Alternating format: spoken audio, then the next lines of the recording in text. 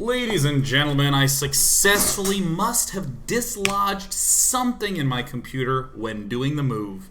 Because it blue screened during the break, but welcome back. It is daily number 717 where we're just hanging out. So Jujujubi says, Sean, what made you want to be gainfully employed full time?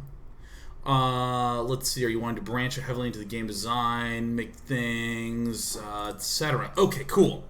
Why did I elect to go work full time with artillery building a game? So this is one of the, I think, most interesting misconceptions that the average bear will have about, I think, YouTubers across the board, which is, what the hell does the YouTuber do when he's not on YouTube? Now, it's the sort of thing that I don't think a lot of people consciously ask themselves, well, what does he do? What is he up to? But, excuse me, but there's that sort of, I think, presumption, especially if you're someone like me who's only live from X to Y time at night, that, like, that's it. That's all I am, that's all I do. So, for instance, if I do a 7 to 8:30 show, a lot of people think that I work for 90 minutes, maybe for 2.5 hours a day, because that's about what they see, which is weird, which is just weird. I think from my perspective, because I obviously do it nonstop all day, but for instance, a show is about 4 hours a show. That is the average. Sometimes I kick ass, I find the game I want, I watch it, I know everything that I want to say about it, and we just do the show. The show live portion is about 2 hours, 90 minutes to 2 hours, because there's the pre and post. And then there's about 2 hours there that's also just combing through replays, searching stuff. And that's like active. I'm not trying to say, like, if I'm at work and I have a stream open and I see a game and think, man, I want to do a daily on that. That totally is not something I'm including. This is the amount of time that I'm actually focused on doing the show. And I don't even chop up or edit my shows. I have someone else do that, which leads to the second part, which is like the Day 9 TV business, is a huge amount of stuff. For instance, 2011, 2012, I think I was doing 180 shows a year, like daily shows. I was doing about 20 to 30 weekend events a year, most of which were broadcast, some of which were not, some of which were just like consultation stuff. We were also doing a lot of the work for the Red Bull events in 2012. So it was like wake up, do event planning, manage projects that are ongoing, like the After Hours Gaming League. Oh shit, that's right. Okay, we also own a league. Doing that, and then hitting like 5 p.m. Actually, 4 is more accurate, and being like, dude, we really got to prepare a show, and then doing that until the show was done. That was hard. That was really physically exhausting and draining on my body. I wanted to travel less, and I wanted to do less event planning. Event planning is really fun. Like, I enjoy doing the After Hours Gaming League stuff immensely, and the Red Bull stuff immensely, but it's just hard. It's just, like, really, really hard. Because, like, that entire week of the show, you don't sleep at all. There's no sleep. Just want to make sure sound's working. Yeah, there's no sleep, and I don't know, I just sort of was like, ugh. So the artillery people, I met actually through the After Hours Gaming League. Encore, CEO at Artillery, met at Facebook. He was one of the people there who kicked off HTL Season 1. We just started to talk, and we talked about wanting to make a game, because they had this amazing technology, and they wanted to make a game using the technology. And that just sounded great. It sounded like it was like right on time, because it was this opportunity to... let's see, is this in the shot? Okay. Sorry, I had to move a big, heavy object. Yeah, it was like the greatest opportunity to sort of cut back on more of the event planning-y stuff to less of the business development stuff, because a lot of Day 9 TV, I'm sure as you know, in esports is just not a terribly large amount of money. It's not like you just do one simple thing and there you go, you're done. Even players have like their team, their earnings, their sponsorship, They do various other promotions, coaching. They stream themselves playing and make revenue from that. It was very much so that same way from the business side of things for Day 9 TV. You had to do a lot of just constant scrambling and hustling. And so it just sounded great. I've always wanted to make a game. I went to school for making a game. Fits right in that. It fits actually very neatly in the time schedule where it would normally be very business development focused, very general project managing stuff. So now instead of waking up and doing Day 9 TV, biz dev, management, all this stuff, and then hitting Showtime and doing Showtime, now it's wake up, make games, stop, prepare show, do show, done. So that was dope. That was perfect. So now I'm really, really enjoying that. See, look at me. Look at how long-winded answers you get on Day 9 TV. Oh, great question from Cerebral09. What was your favorite Photoshop from the based on the Silver Fire photo? Let's show everybody. Okay, so twitter.com/day9tv. Let's see if I can find. Oh no, it's the new interface. So there was this delightful photo that was taken. Tweets by Silverfire. Damn it. Searching is not going to be good. Okay, there's my favorite one. Let's see if we can. How do you view stuff on this new damn? All right. I am not the biggest fan of the new Twitter interface. It's kind of it gets in the way of me doing everything that I want to do. All right. Okay. Let's see if we can do this. Let's see if we can do this. This is a challenge, but it's worth it. Here is the most beautiful photo of me that you will ever see. Here it comes. Here it comes.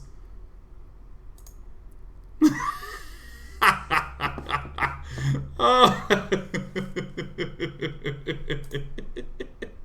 Is that what I look like? Let's see.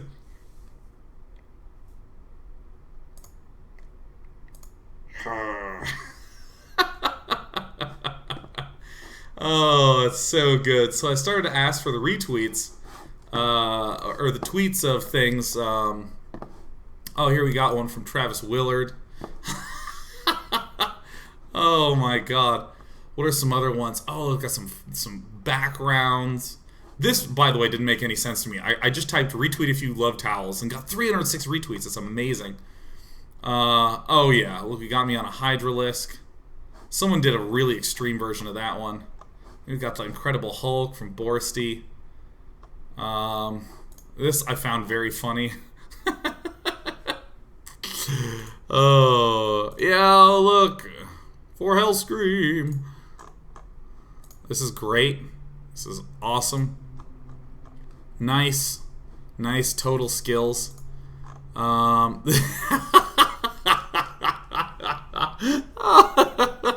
Okay, but I think my all-time favorite is oh, that's juicy. Here it is. Yes, that one. I'm Zordon. Oh my God, that's so good. Just like Rangers.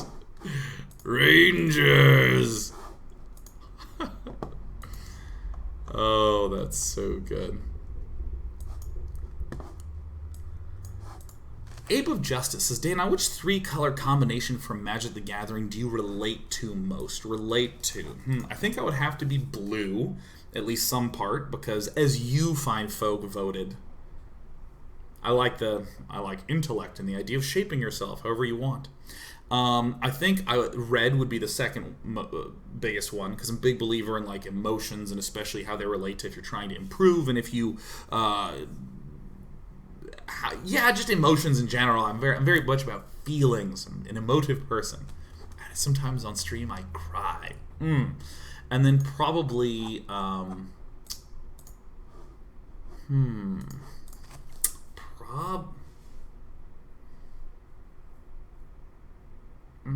probably white. I guess white makes the most sense. I was debating between white and black. I don't know. I like black as one of my favorites as the color. So I want to say that I'm that, but I think I'm red, white, and blue because I'm French. Beautiful. Let's see here. Idle Satire says, Dear Sean, what's up with Mostly Walking? This is wholly my fault. Mostly Walking is a show that I want to do with Sean and Bill, where we play old shitty adventure games or old great adventure games and just have a blast talking about them. The issue comes in how technologically to do that, because I need to give those two the audio of the game and the video of the game minus my audio from Skype. Or excuse me, minus their audio from Skype. You know, for instance, if Bill says something, I don't want to send that audio right back to him so that he'd get the echo in his ear. That's really, really, really distracting. So that means the audio that I pipe to them can't just be the desktop audio. So it has to be I have to do some clever audio cabling stuff there. I also need to make sure that the video that they're receiving is at least relatively synced up with the sound. And if I'm doing that, I can't be sending the video in a way that harms my streaming. Because back in my old apartment, I used to stream really, really close to my bandwidth cap. So really, I just have kind of been trying to find time to like sort it out. It's not impossible. It's just it takes time because, you know, you'll use virtual audio cables or real audio cables just to do the rerouting of the audio. And now that I have increased bandwidth at this apartment, it should be much easier to just pipe them stuff. I think I might Skype in with them and then have them just... No, I guess there's another issue with that. Yeah, I think the biggest concern is how to get them the audio without them hearing themselves. But some crap like that. I don't need any help with it. I just need time. It's just... Because, yeah, it's just a big pain in the ass. Let's see here. Let's see.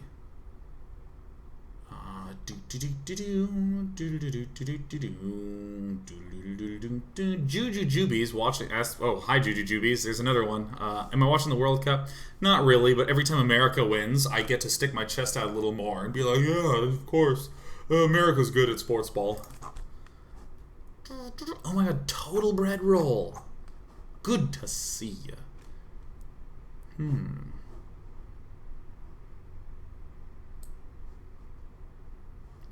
I don't... Oh, okay. Which Fun Day Monday submission is my favorite? I think my most favorite of all is maybe it's cheap, but I think my favorite games have always been the closest games of all time. Because I think that that's something that is very relate-toable. Everyone's had close games, but when you open it up as a Fun Day Monday topic, you really get like the top 5% of the already top 1% close games. So you just get these insane games. Let's see here. Armor Lords says, Dana, what's your favorite cheese? Brie, motherfucker. Brie. I love Brie. It's a sharp, soft cheese. Like I want to go get Brie right now. I'm going to go to the same grocery store I pooped at. I'm going to get that Brie. Interesting. Notice how I'm connecting it back to part one. How magnificent. How wonderful. Oh,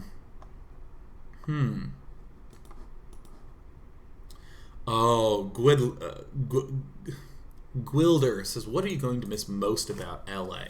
Let me just begin by saying not much. Not much I'm going to miss about that congested butt city. What a butt city. Let me actually tell you the two things that I hate most. One is traffic. Stupid. I was late for Red Bull 2 days in a row. And I live 10 miles from Red Bull HQ in LA. And the second day I left my house at like 8:10 and got there at 9:30. 80 minutes to go 10 miles. And the next day I left at 8:10 again and got there at like 8:30. It's so stupid. I hate how unpredictable the traffic is, and I hate not moving. So that's one. There's also this general, well, not general. I don't want to say general. It's not the whole city, but there are enough people that do this that it happens frequently. It's the sort of person who likes to puff a little smoke, to blow a little smoke at you. I think just a little like, hey, yeah, I'm a little better than you think I am. Yeah, that's right.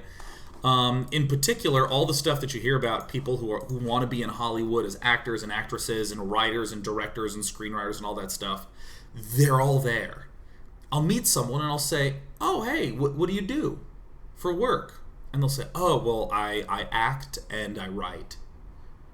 And I will do the most natural follow-up question. Oh, what sort of acting do you do? What sort of writing do you do? Do you work on a show? And they'll say, well, no, I mean, I'm working on a script. And I'm like, oh, cool. I mean, have you had, like, what have your other scripts been like? And they're like, well, this is my first script.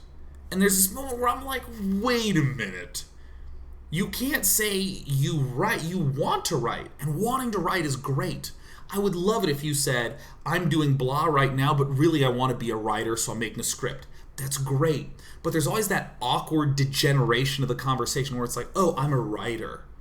And then I find out that they work as a waiter or work at the mattress store, which is fine. There's nothing wrong with either of those professions. There's nothing wrong with being any profession. If you're a professional anything, fuck yeah, that's awesome. If you are like the janitor at a high school, that's great. That's fantastic. You can do that job, earn yourself money to support the lifestyle, or to support your life, and you can work to a different lifestyle. You can stay there and be happy. That's fantastic, but you don't have to lie about it. You know, there's nothing to be ashamed of if you're just doing work.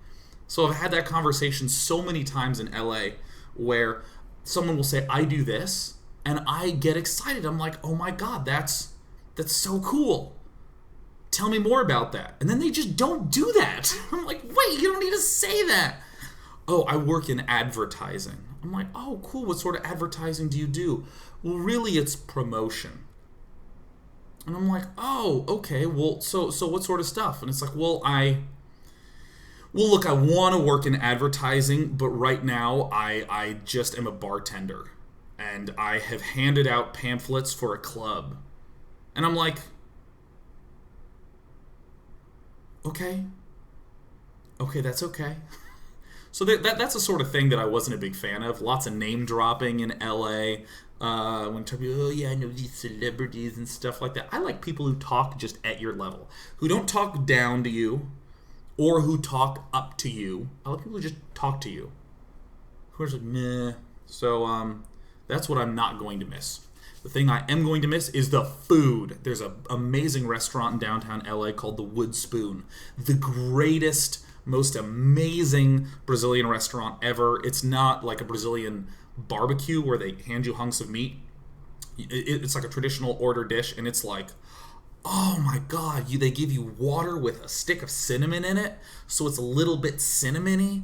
And I got like a pepper stuffed with boar flank with just like I think it was on like a polenta or some crap. I don't even know anything about words for cooking, but it was so good. It's the best food I've ever had. The Wood Spoon. Downtown LA, the Wood Spoon. And Korean barbecue is great. And I don't know if they have that here in Bay Area. I assume so, but I don't know where in my house. Oh, it's so good. They have this like sangria. It's spiced, so it burns a little. Ugh. Yes. Oh my God. Let's see. Ashalikia. Ooh, that's an interesting question. It says Dota 2's The International 4 has a prize pool that is on track to hit 10 million in the next day or so. Do you have any thoughts about having an esport tournament that big? Excited, worried, neutral, etc. I had never thought about the potential concerns for that until I read there when you put worried. I mean, my instinct is like, this is the greatest thing ever. This is amazing. This is so cool.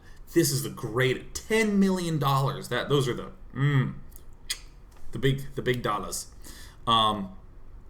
I can't imagine that being bad. It gets so much publicity, and that the community participated in it. The community helped make the International what it is in an explicit way, like in an undeniable, inarguable fashion. The community made it big. Also, the community made it big in a way that all of the other members of the community can see. Really, really, really sweet. I can perceive of the potential concern of, well, this is the first time it's ever gotten that big.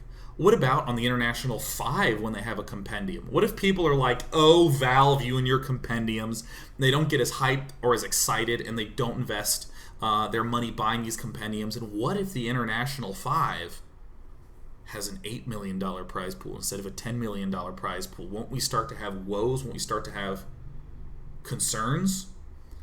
And I just am not that... I'm not that worried about it, because Valve and Riot in particular are just so good and proactive about supporting and making their stuff big that I imagine that, as, let's say, Dota 2 began to take a dip a little bit, I imagine Valve would just kick into high gear and make it awesome. And I think that's where I have the most confidence in, that Valve's just, God, they're good. Damn, Valve is good. Damn. So smart, everything they're doing. Yeah, I think that... Yeah, so my answer is no, I'm not worried, because in the case of anything going bad, Valve is just such a badass company full of such smart people who care so much. It'll be great. Sounds awesome. Yeah. Is there anything bad that could happen from that? Probably not.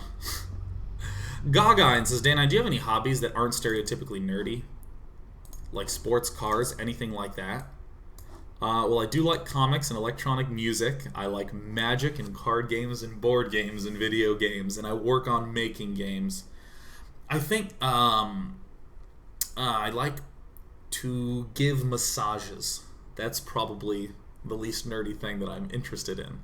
I like to... I have taken several courses, and I think at one point I would like to take the full-fledged how to massage another person course, because I think giving massages is fundamentally important. Someone who's like, oh, I've had a stressful day, you're just like, don't worry, and you just get them in there. Yeah, nerd things, nerd things like massages. What a nerd. Is there really anything else?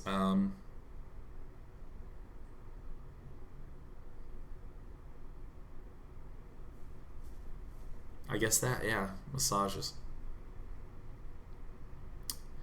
Let's see here.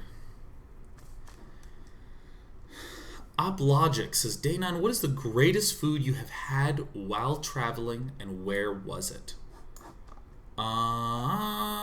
While traveling, depends on what you mean about while traveling, but when I was in Paris, we went to some Turkish, was it Turkish? It was some place that had thinly sliced meats that was just the most amazing meats ever. Was it Turkish? It was like a kebab place. Oh my God, it was so good. Oh, it was amazing. Oh God, I loved that. That was incredible. Sakuya Kira says, you can touch me all you want, Sean. I mean, what? Don't worry, Sakuya Kira. If you ever have a bad day and you're in the Bay Area and we're in a situation where one of us wasn't stalking the other one, where it was happenstance, put my hand on your shoulder, I'm going to push on that trapezius where it's always tense, and you'll be like, oh, it feels quite nice. And I'll be like, oh, I'm glad, that's wonderful.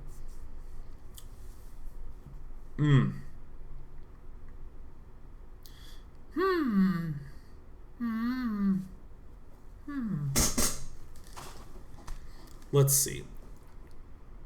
The X Catman X says, Sean, what was the first establishment you had to find in San Francisco?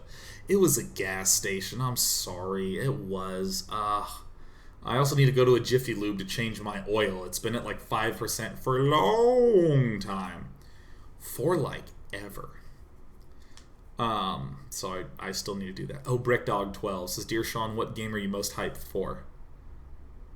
Atlas, the game I'm working on. Come on, that was an easy question. What's wrong with being excited for one's own game? It's like when you... I assume that it is very much so like having a baby. And your baby starts off just going... And you're like, okay, nice. I'm glad that you aren't dead.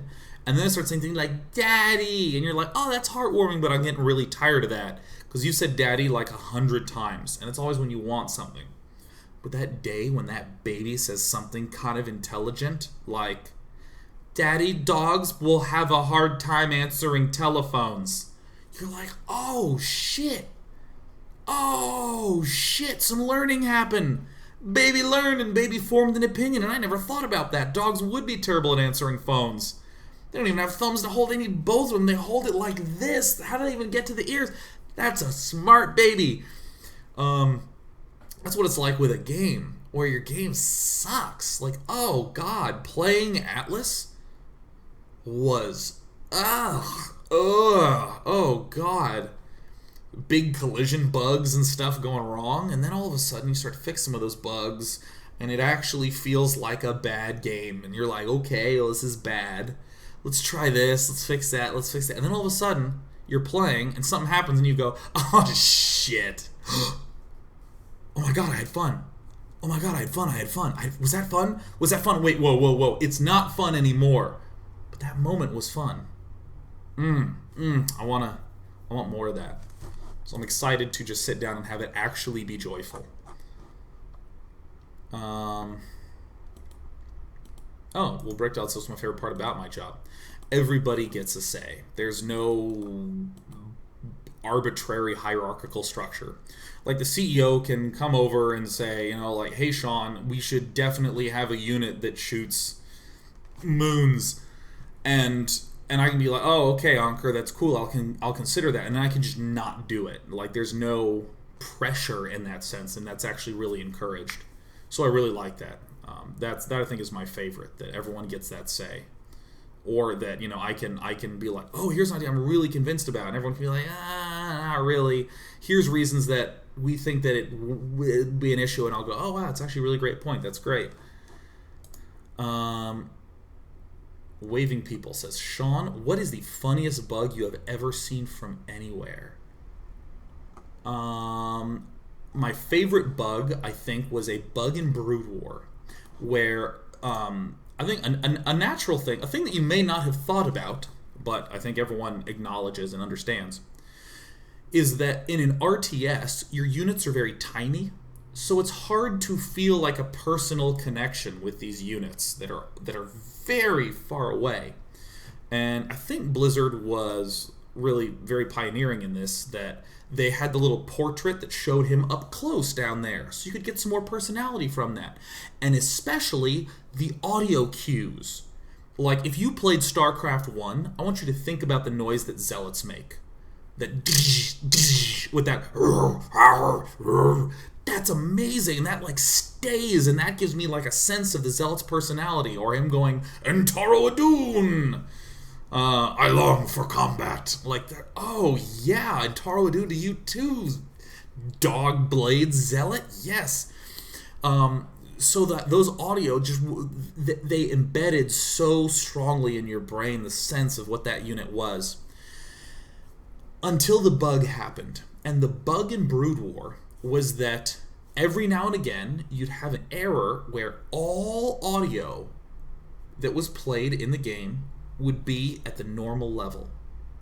Except for one that would be at max, that would be 50 times louder than everything else. So you'd have these zealots would be like, Entaro Adun, and your dragoons would be like, Jodadok, and doing all their other stuff. And then you'd cast Storm, and the High Templar would be like, not enough energy! And you'd be like, I know there's not enough energy! And that was really hard when you're playing in 2v2v2v2s on BGH, and you misclick sometimes, and then you hear, not enough energy, and you're like, Gah! You must construct additional pylons was a great one to glitch out. Be like, I don't know, I need more pylons. Shut up. It was so stressful. So that's probably my favorite bug because it would just make you jump like that. Oh man. Asa Gaming, welcome. Welcome. Let's take one more question and go to a break and come back and do it more. Covert Muffin. Daniel, do you feel drawn to SC Brood War due to the aspect of individual refinement without the concerns of teammates? What was...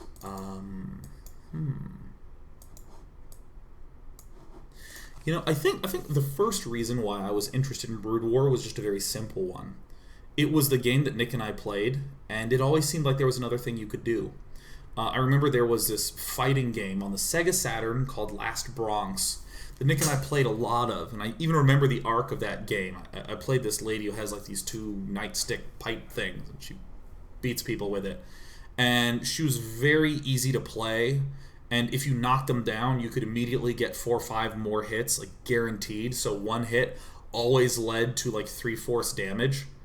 So Nick would just make 2 simple errors and we'd clean up, and then he just started to play the character, and then it was very, very uninteresting. And I remember kind of similar times when we were playing a lot of Brood War too.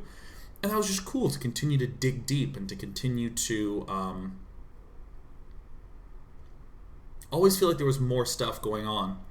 And I feel like early on it was a lot of focus on the units. I'm going to get lurkers. I'm going to go lurker drops. Ooh, I'm going to get Mutalisks and Zerglings in this game. I'm going to try Mutahydra and see what that looks like. And the more I played, what really began to slowly interest me was the way that build orders interacted and the way that you could get invisible advantages. The way that you could put units in gas, take them off gas, and then put them back into gas, and you would have an extra base. And you could defend the attack. You had a whole extra base like that. That just felt magnificent to me. And I mean, it felt a lot like building like a card castle where there's all these carefully set pieces and it keeps falling, and that's the build order failing. And then one day you step away and it's stable. It's not even fragile anymore, and you flick it and it's stable. You built the card castle. You worked with those fragile materials, the fragile timings, and then it's actually really strong. And that feeling always just, oh God, it tickles me so much. Oh God, so awesome. Yeah.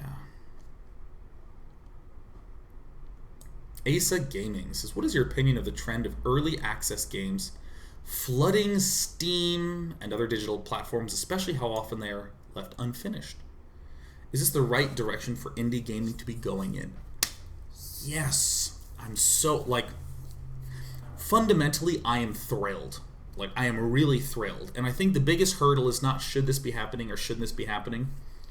I think that it is the interesting taste of real business and real product development that the average bear never has to worry about.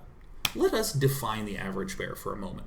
Average bear goes to school, graduates college with fine grades, goes to a fine college, graduates high school with fine grades, goes to a fine college, graduates high school or fucking college with fine grades. They just get through all their school, stumbling over my words, but they get through school just fine.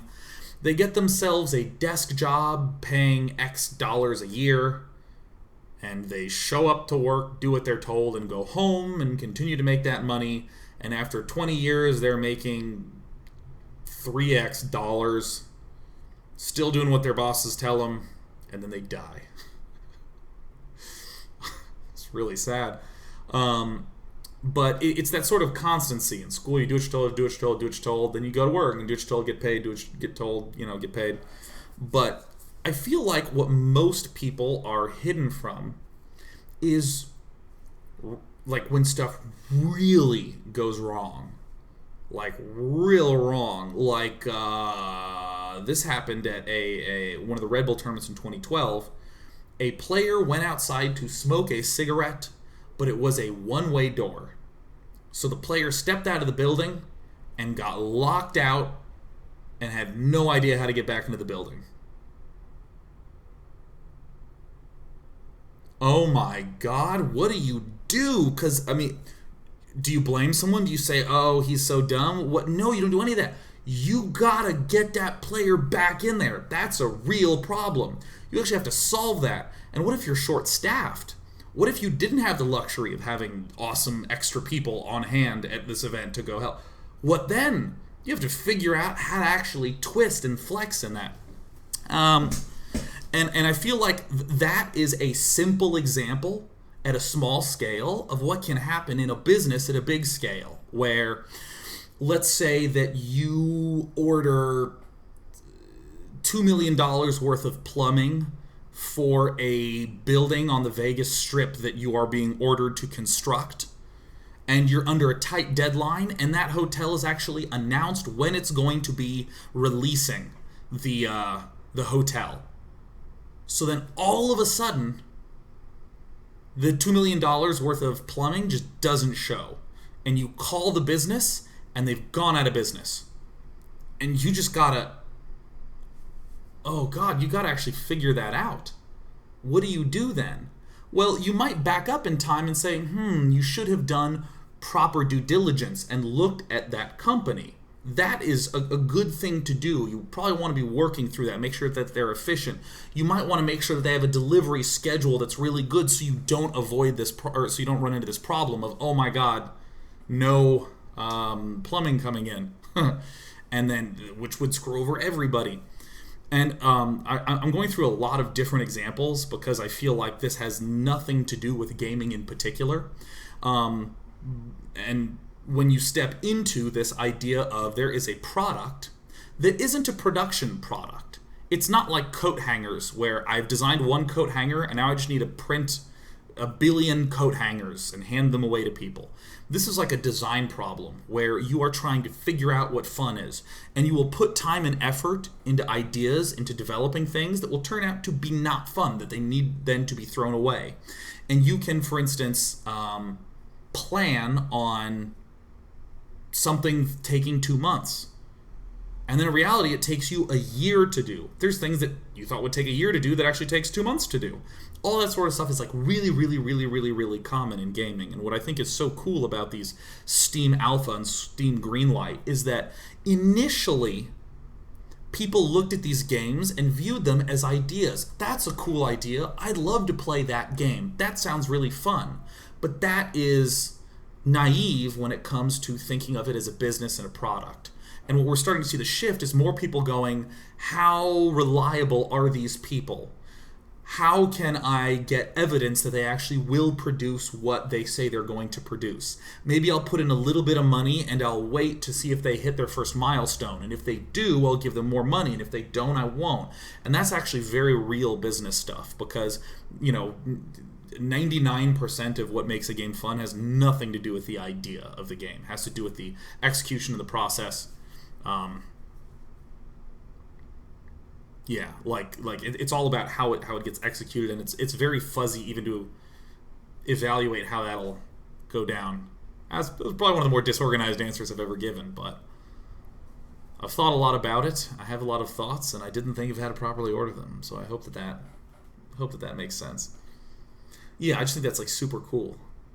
So what I think we're going to start seeing more of is less stretch goals for Kickstarters and less look how much more good stuff we'll add, and we'll start to see more like look at what we've done, look at what we've done, look at what we've done. Here's what we've done. We want to raise a little money, now look at what we've done. We need to raise money, we need to show what we've done. I think the best example of this is the what are they called? Star Citizen, where they're just like, here's a module, here's a thing, here's something you can play with, here's another thing, here's more. We have some footage. This is pre-alpha, but here we go. Yeah, so I think that's really cool. That was a very long answer. Okay, we're going to take a break. When we come back, more Q&A. Yeah!